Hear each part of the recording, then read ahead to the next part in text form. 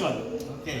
Ang Diyos, sumala sa balaang You have remaining 4 kasulatan. minutes. Huh? Sumala sa balaang kasulatan, kihatag ang adlaw igpapahulay dito sa gitawag o mga Israelita. Apil babo ang Seventh-day Adventist unsang sita sa Biblia nga apil sa Israelita.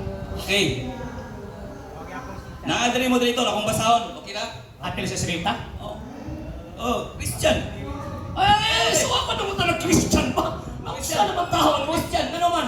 Again, Christian, Mr. Moderator, pagpangipasa ko sa topic So, again.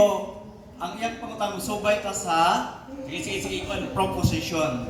Balik ko na itong basa nga ang Seventh-day Adventist ana ay autoridad pagpatuman sa adlaw nga ipapahulay sumala lamang sa Biblia. Grabe Christian, Mr. Moderator. Wala. Okay. Base sa Abot na ka na sa sa stated sa proposition. Hindi na may akong pangutana eh. Tupaga akong pangutana. Mas ba pangutana ka nang imong pangutana? Sumala sa balaang kasulatan, asa gihatag ang adlaw, ang suko sa adlaw ipapahulay. Sa Israelita o sa mga Seventh-day Adventist? Okay.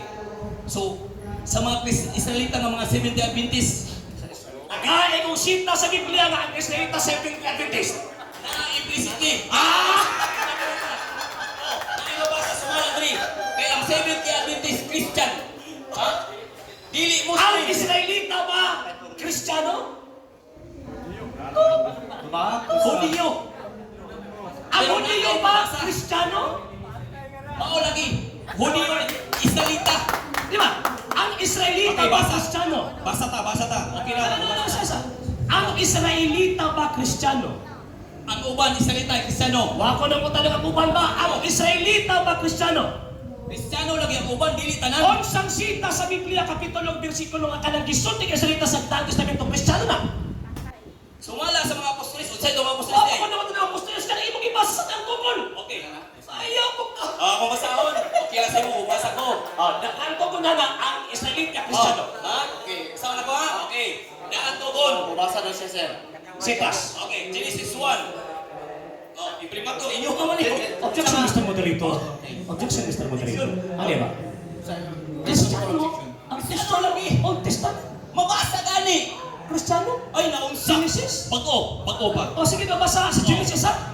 Chapter Kung saan ang version? Kung saan ang version? Genesis. Genesis 1, Community Bible. Verse. Ano yung nagkata? Kita na daw ko pag-iw. Okay, pwede to. Ano? Sige daw. Sige daw. Ang imprimator si Carillo Almario. Mangilan na po eh. Sige. Oh, So, pwede nga sa sakpan yun eh. Basaha.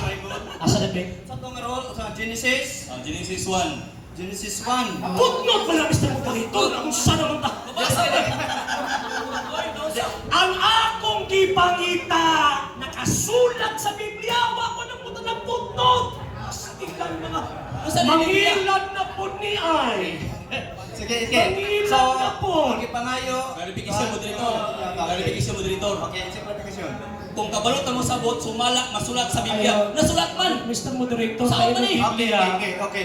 So, with you all respect and humility, Adlo ka puto. ano sa bagay as a right sa moderator, ang footnote is not part of the Bible because explanation, Bible man, ang footnote, references, and any other dili appeal sa Bible.